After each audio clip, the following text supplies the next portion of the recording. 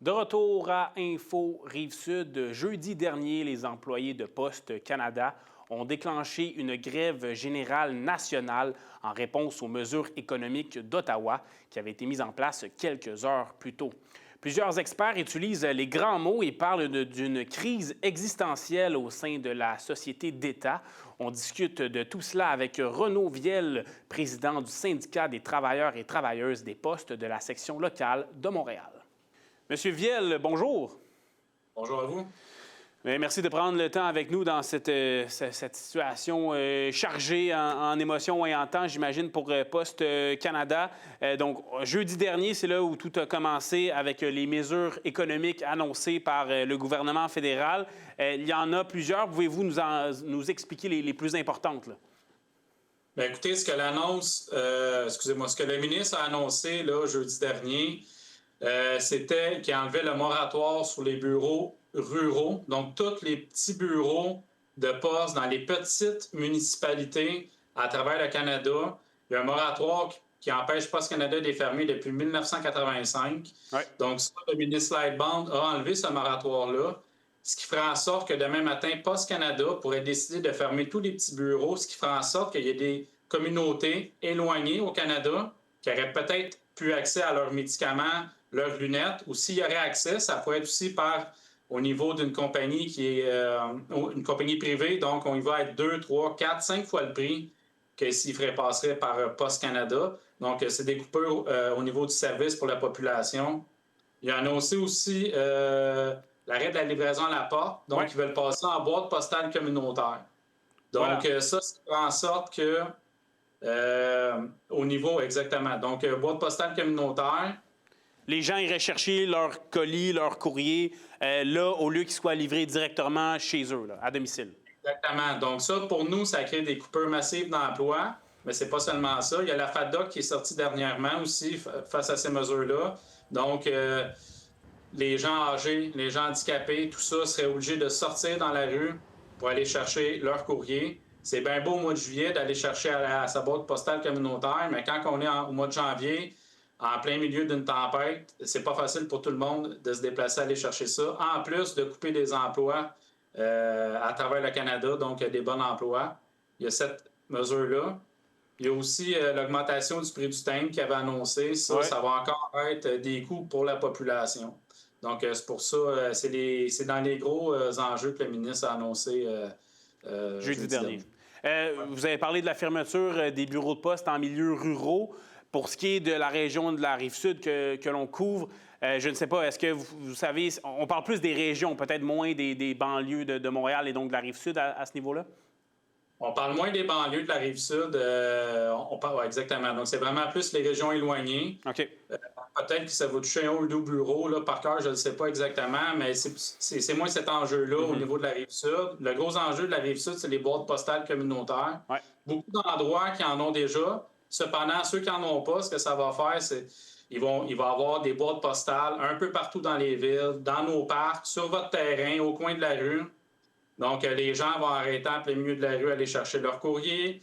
Il y a des gens qui vont avoir des boîtes postales installées au coin de leur maison. Ils vont avoir des autos continuellement qui vont arrêter pour aller chercher leur courrier. Donc, un gros flot de circulation dans des rues qu'ils n'avaient pas avant, qui vont maintenant en avoir. On peut parler aussi, on voit ça à plusieurs endroits, là, la pollution, les gens ils prennent les circulaires, ils jettent ça à terre. Donc, ça va faire quand même ça va avoir un gros impact au niveau des municipalités. Bon, si on revient à jeudi dernier, la grève en fait, les mesures économiques annoncées par Ottawa, qui déclenche cette grève du côté de Poste Canada, de le syndicat, en fait, voilà. Qu'est-ce qui vous a offusqué là-dedans? Qu'est-ce que vous espérez par ce moyen de pression-là?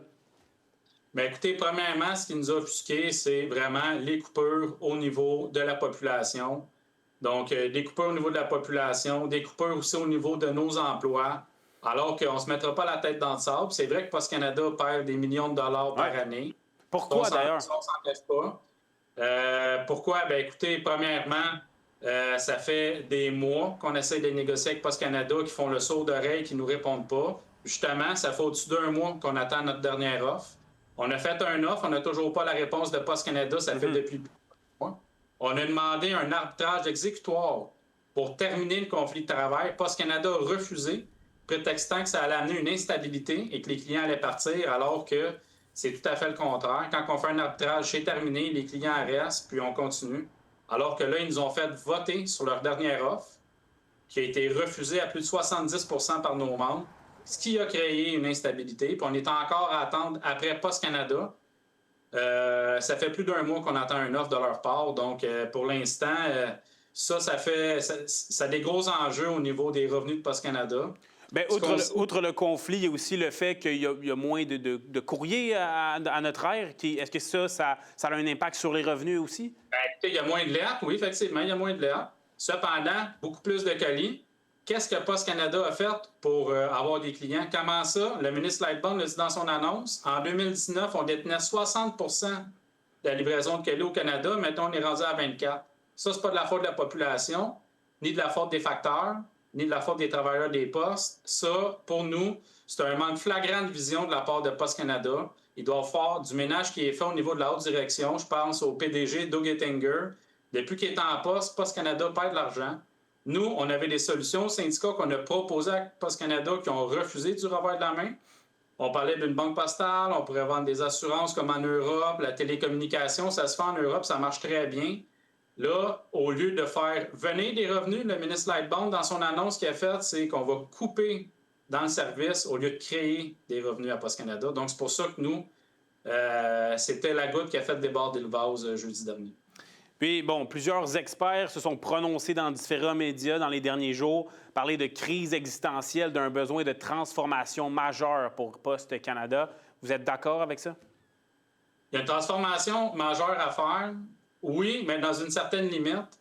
À Poste Canada, il y a plus d'1 poste sur 5 qui est dans l'administration. C'est énorme. Donc, oui, il y a une transformation majeure à faire. Il y a aussi des revenus supplémentaires à aller gagner avec d'autres services. Il y a un gros ménage à faire au niveau du conseil d'administration, la haute direction qui n'ont pas su retenir leurs clients, qui n'ont pas su innover pour maintenir la compagnie à flot. Il y a une transformation à faire, mais je ne pense pas que la transformation se fait au niveau des facteurs ni au niveau de la coupure de services à la population. Bien, merci à vous, M. Renaud Viel, président du syndicat des travailleurs et travailleuses des postes de la section locale de Montréal, qui représente donc aussi la Rive-Sud. Merci beaucoup. Merci à vous. Après la pause à Info Rive-Sud, on parle des restrictions au niveau des travailleurs étrangers temporaires et des répercussions que cela a sur les PME du Grand Roussillon. Restez là.